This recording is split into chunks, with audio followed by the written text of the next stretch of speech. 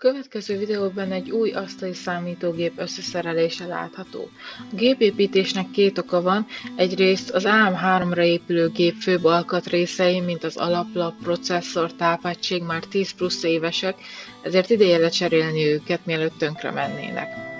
A másik ok, hogy az új platform, az AM5 alkatrészei nagyon drágák, de a korábbi platform alkatrészei is fogynak, és amik megmaradnak, azok már csak a rosszabb minőségű alkatrészek, így ezt megelőzve összeállítottunk egy új asztali számítógépet. De mivel már van egy viszonylag ütőképes gépem, nem az volt a célom, hogy egy hasonlót építsek, de egy mindenképpen jobbat, mint az FX 6300-as számítógép.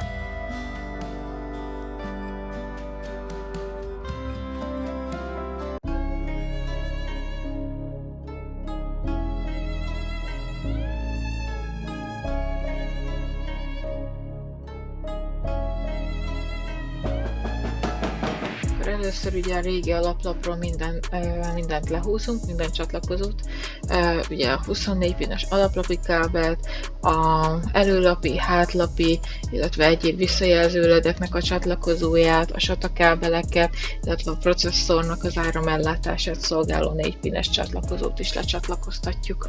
Illetve az alaplapot tartó 6 darab csavart is ki kellett csavarozni.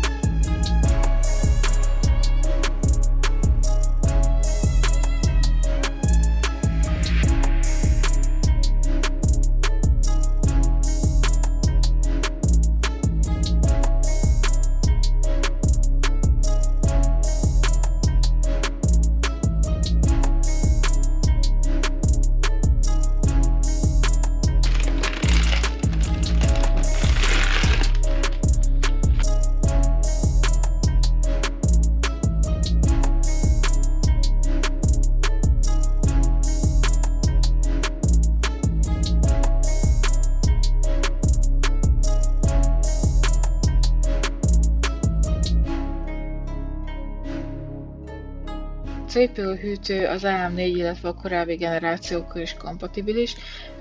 Most eddig ugye az AM3-as platformon használtuk, ahhoz, hogy az AM4-en épülő új számítógépbe is tudjuk használni, ezért ugye a csavarokat az AMD feliratú részből az AM4-be kell áthelyezni.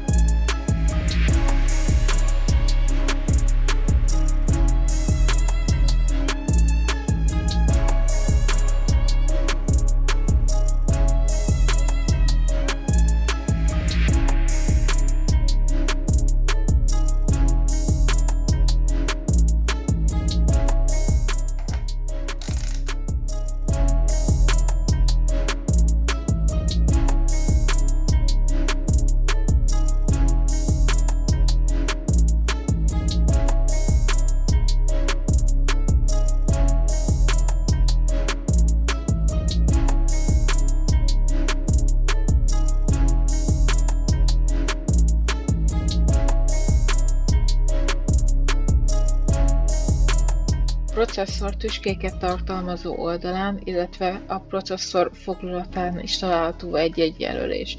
Ezeknek a jelöléseknek átfedésben, illetve egy irányba kell nézniük, és ekképpen helyezhető a processzor a foglalatba.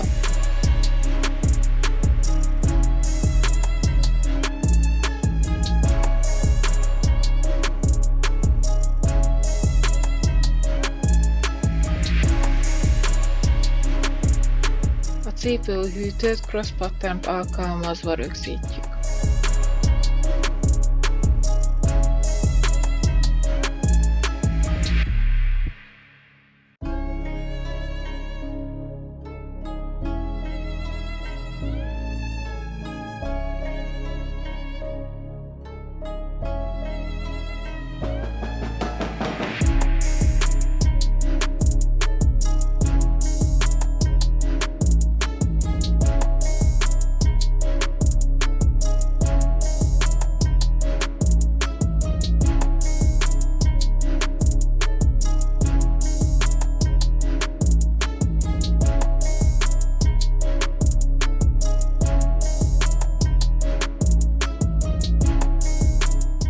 felhasználói útmutató alapján helyezzük be a memória modulokat a megfelelő foglalatba, mivel nekünk két memória modulunk van, ezért az A2, illetve a B2 foglalatba fogjuk a memória modulokat rakni, illetve ügyelni kell arra, hogy a memória modulokat megfelelően helyezzük be, tehát a memórián található bevágástnak passzolnia kell a foglalatban lévő bevágásnak a helyével.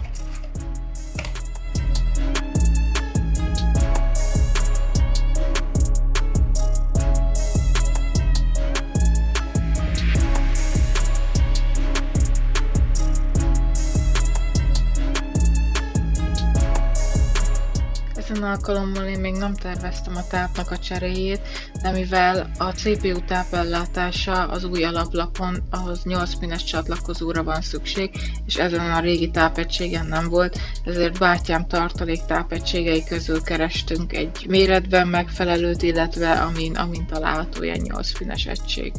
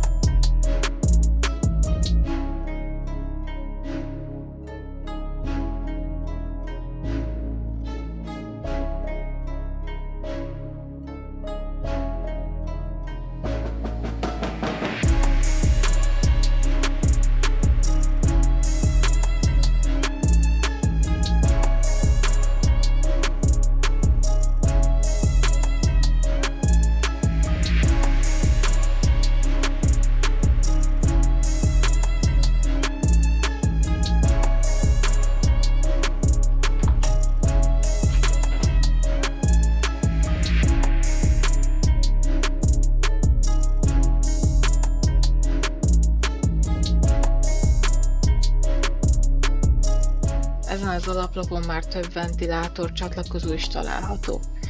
Törekedtünk arra, hogy a kábeleket minél jobban elrejtsük, ezért az előső ventilátornak a kábelét az alaplap hátsó oldalán vezettük végig, illetve az alsó csatlakozóba csatlakoztattuk. A hátsó ventilátornál is igyekeztünk, körbetekertük a ventilátoron a kábelt, illetve a legközelebbi csatlakozóba, ventilátor csatlakozóba csatlakoztattuk.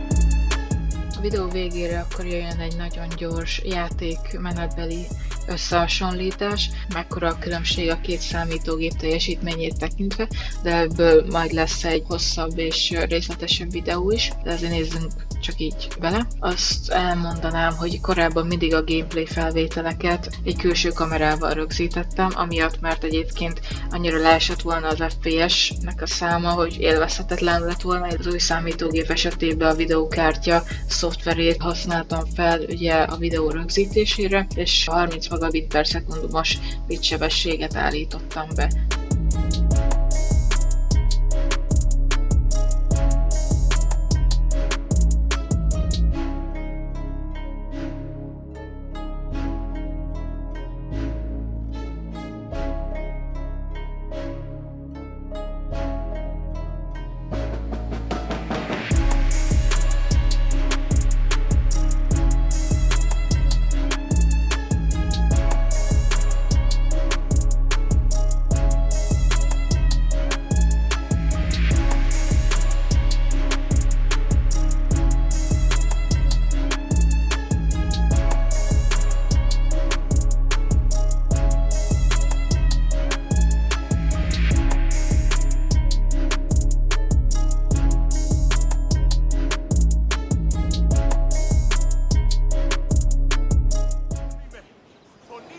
Και θυροκτώνε φιλαγρότη και λυτηρία δρυμονίτης και βροτώνε Μεγαλώνουμε και πολιώνουμε, φόνια και θηριοκτώνε, φιλαγρότη και λυτηρία, δρυμονίτης.